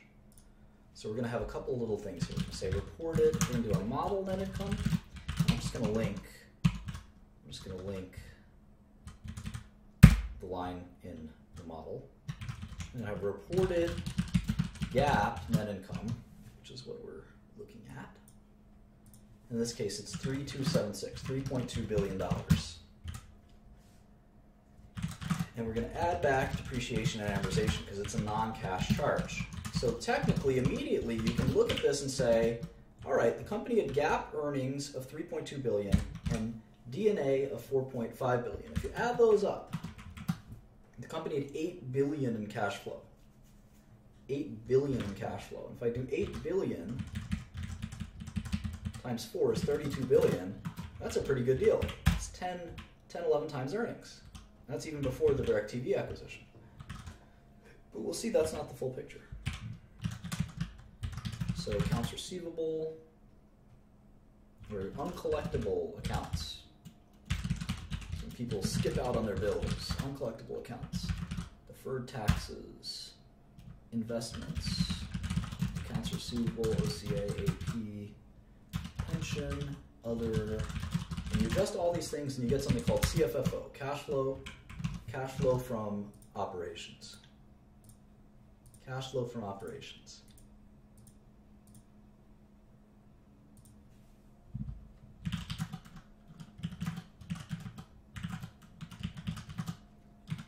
And why do we make all these adjustments for other things? It's interesting. It's an interesting story.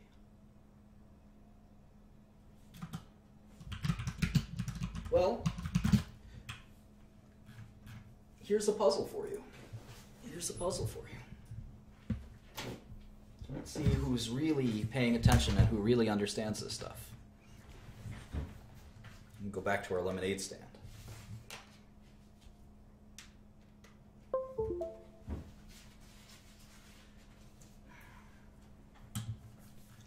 All right, so this is our lemonade stand company.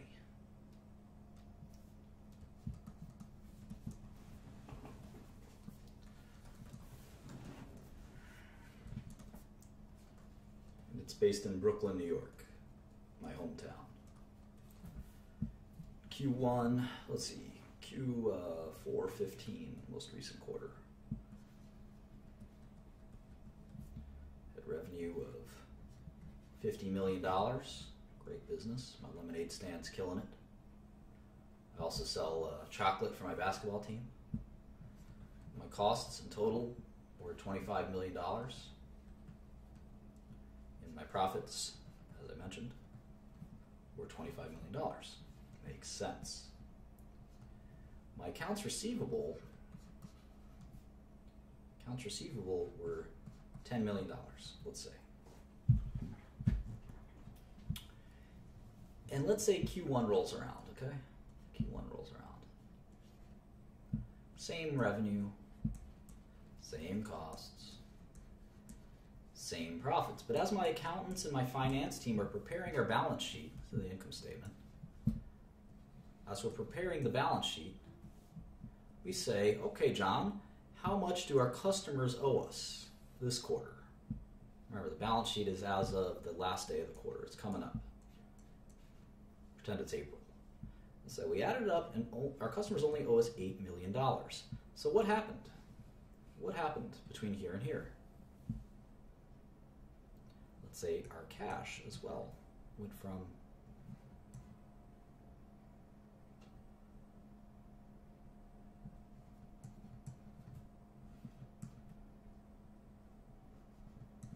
Can you tell me kind of what happened here?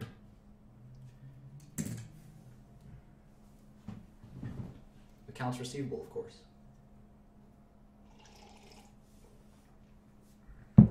Well, we had outstanding debts from our customers of 10 million. At the end of the quarter, we had outstanding debts of 8 million. We didn't lose any revenue. We made the same amount of revenue. We generated the same amount of revenue, the same amount of profit. But we got paid an extra $2 million of cash. Our cash went up from 50 million to 77 million because we had 25 million from our profits and 2 million from collecting extra collections. So what about the cash flow statement? This is interesting. Our net income, according to GAAP, was 25 million. We didn't have any depreciation and amortization. We don't have any equipment in our lemonade business. We did have a positive change in our accounts receivable balance of $2 million. That's why our cash flow from operations was actually $27 million. But every quarter is different. Sometimes, in the summer especially, we get more customers who buy on credit. So our sales maybe go up a little bit, our costs go up a little bit, our profit goes up a little bit. But our accounts receivable jumps, let's say, to 18 million. We get all the people in the hood who want to buy it on credit. How much does our cash go up? How much does our cash go up? Who's got it?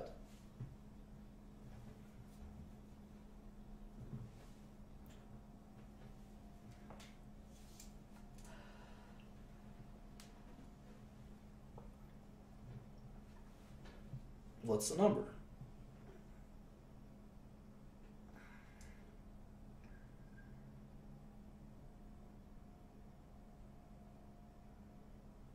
So many different answers. Crazy. Who's got the right number? What's my cash balance at the end of Q2? 97. Wow, you guys are crazy. This is the easiest question. Of course, it's 97. I made $30 million in Q2. At the end of Q1, I had 77. So that's 107 right there. But my accounts receivable grew by 10 million, so I must have not gotten paid 10 of that 30 million. That's going to be 97. Pretty easy.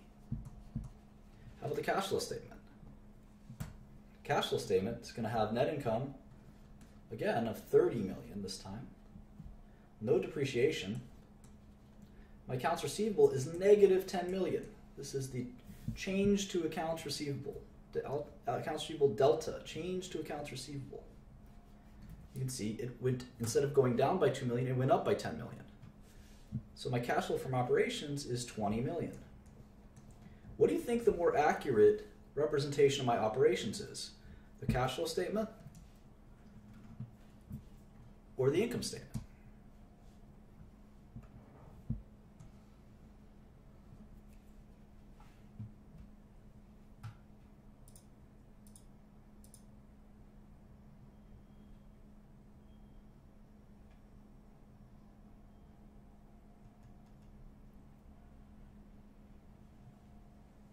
It's the income statement.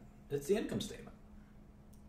Because the cash flow statement is going to be swung by this accounts receivable. My customers, they have very different ordering and payment patterns. This happens a lot. In the summer, they take on a lot of debt. By the fall, they've paid me back. It's pretty normal. This is a good, accurate representation. I make 50 million a quarter, 60 million a quarter. These are my profits. Whether people pay me back right now or later, it doesn't make a difference. It doesn't make a difference. This is what I care about. These kind of normal swings, like for instance, another one is accounts payable. Let's say my lemonade stand people, they said, you know, we're going to order extra supplies, and my accounts payable balance goes from 5 million to 15 million back to 5 million. Well, I just made $10 million because I used all my supplies and I paid for them in Q2. I don't have to pay for them in Q3, or Q2, excuse me, I used them in Q1. But I didn't make $10 million. I just didn't spend $10 million this quarter. So this can swing a lot. This is what we call working capital. I think some of you know this. Working capital. It's normal for businesses to have changes in working capital. Accounts receivable, accounts payable, inventories. This stuff is going to swing a lot. There's a reason we like to look at the income statement, because even though it's not based on cash, it gives us a sense of the actual business. The actual business. Now, of course, the cash flow statement's there for a reason. It's not an accident. We look at the cash flow statement, it's still important. It's still important. But that's how we think about working capital. So let's look at this. Same thing with AT&T. They collected, in fact, they gave up a lot of receivables. Their receivables went up this quarter, 739 million. That doesn't mean that they made or lost 739 million. It just means the receivables, the amount of money that people owed them, went up a little bit.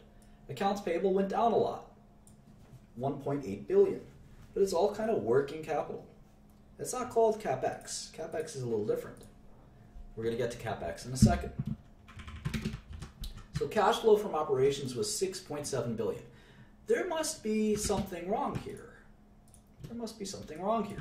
Your brain should not like this. There should be some dissonance, because you'd say, hold on, the income statement, two different income statements, our income statement and the company's reported income statement are both roughly $3.2 billion. So we have two sources telling us AT&T made about $3.2 billion. Okay, fine. And we're going to use that to calculate discount rates and all that stuff.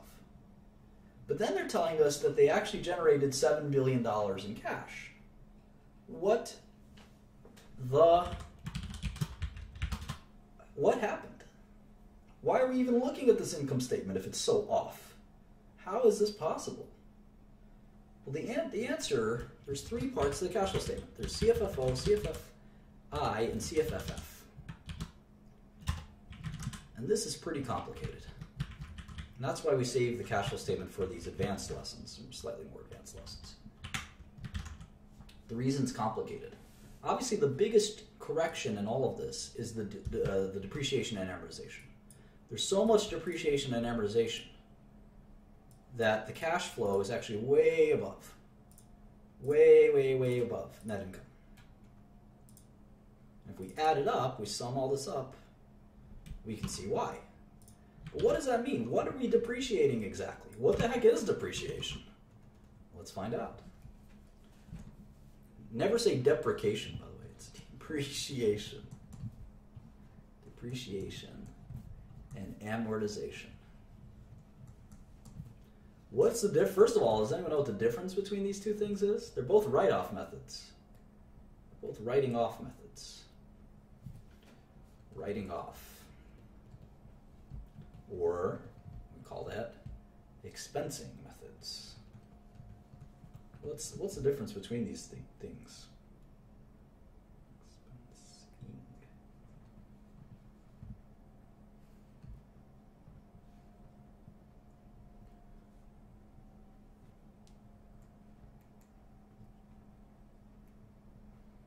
A lot of different answers.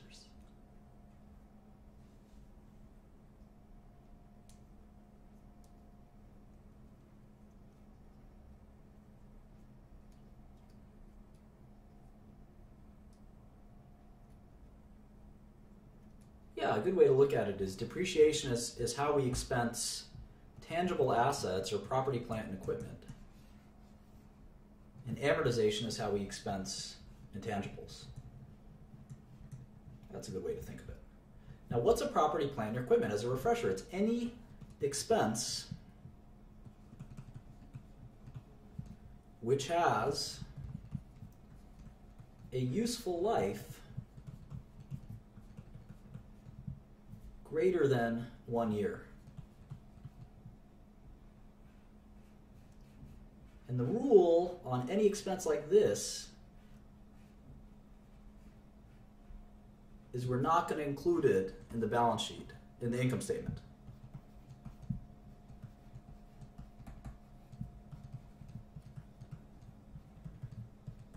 And this is going to confuse the crap out of you. Let me explain why. Let's go back to my company. It's not only a lemonade stand. We also do various things. We dance on the subway. What do they call that? Showtime. What other things do we do in Brooklyn? Lemonade stand, Showtime, and we merged with the Showtime company. These are the subway dancers. Now we're a conglomerate. So here's our revenue. Q1, Q2, Q3, Q4. And we make Brooklyn bagels. There we go. Brooklyn bagels. All right, so our revenue, 30 million, 30 million, 30 million, 30 million. Costs, 15, 16, a little fluctuation. 15, 16, or 17. So profit, 15, 14, 15, and 13. Okay. Now what if I had to buy a lemonade factory to make my lemonade? And I did that in Q2. And that lemonade factory cost me $50 million.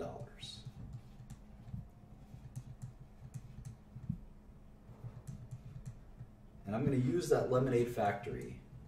Let's call it the lemonade factory. I'm going to use that lemonade factory for the next 10 years. Shouldn't I take this 50 million? Shouldn't I take this 50 million and add it to these costs so it's 66 million instead of 16? And then my net profit is actually negative 36 million. Is that right? Is that wrong? Why? Maybe someone can tell me.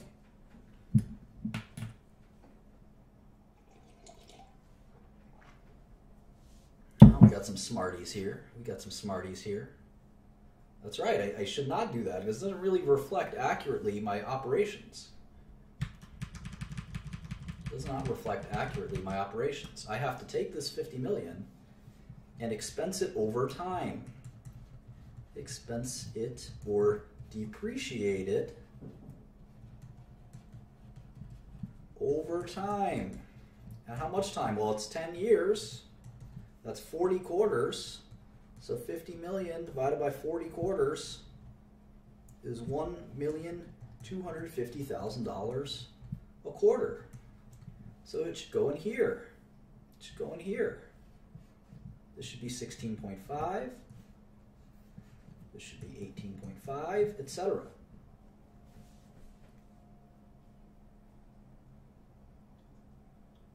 $10 years, $5 million a year, exactly. But what about my cash flow? Aren't I overstating? I'm overstating my cash flow in this quarter, and I'm understating it every quarter from here on out.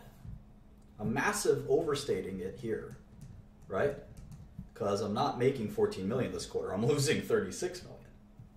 But then every quarter from here, there's a slight understatement. You might say, well, why is this?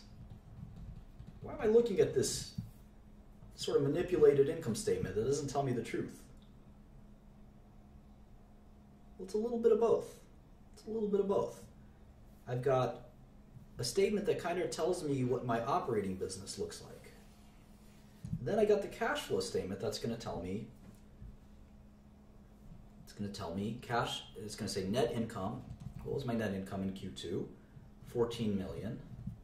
What was my depreciation and amortization? 0, because I bought on the last day of the quarter. What was my CapEx? Capital expenditures on property, plant, and equipment. 50 million. Negative 50 million. So my cash flow from operations was actually 14 million. Cash flow from operations, assuming all my working capital, my accounts receivables, my inventories, those all balanced out. My CapEx, my cash flow from investing, sort of an investment, that plant, was negative 50 million. Or is that? And the cash flow from financing, let's say, was 0 million. So my total cash flow was negative 36 million. And that's why my cash balance went down by negative 36 million. The 14 million I made from my business and 50 million I lost. What about next quarter? The next quarter would say net income of 15 million, depreciation of 1.5.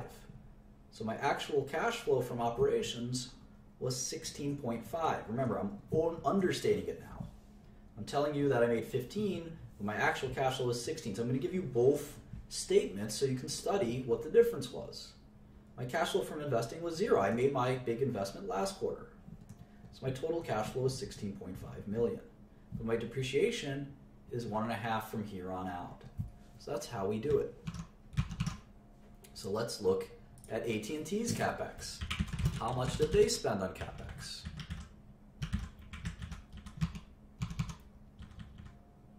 $3 billion, 3,848.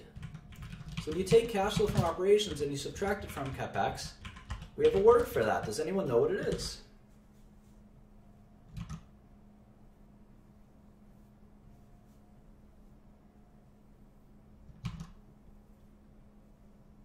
Who's super smart?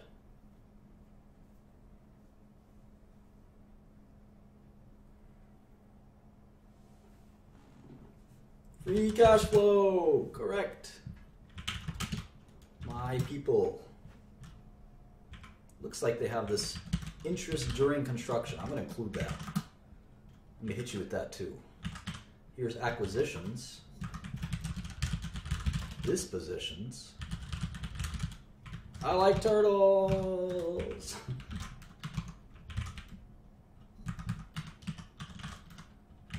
And what's this? Dispositions. That's plus 8. And sale of securities.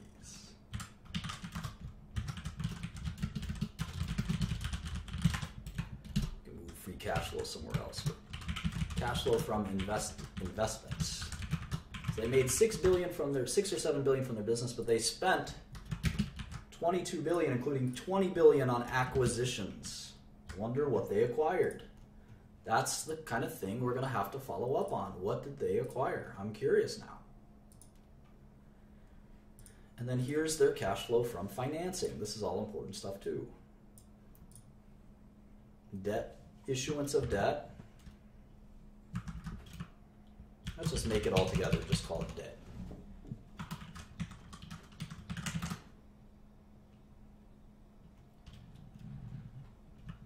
Treasury stock. Dividends paid. They paid a dividend. And other. I wonder what other is. Maybe a buyback? It's bizarre, huh?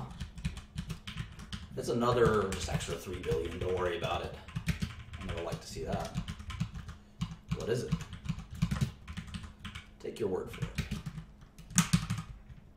So here's cash flow.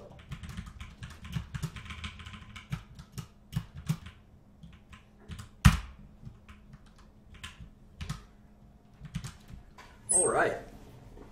So that was fun. We did our first glance at a cash flow statement. We talked about expensing complicated things like CapEx. We sort of set up a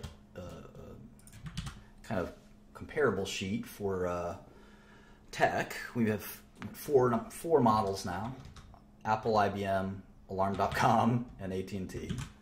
And we're learning all about business. So let's, there you go. Nextel Mexico and Lucicell. So that's an even 2 hours. I'm going to go do some other things. I hope you enjoyed it. We'll continue on this vein, looking through the tech industry to learn something about investing and finance. So I hope you had fun. Talk to you guys soon. Bye.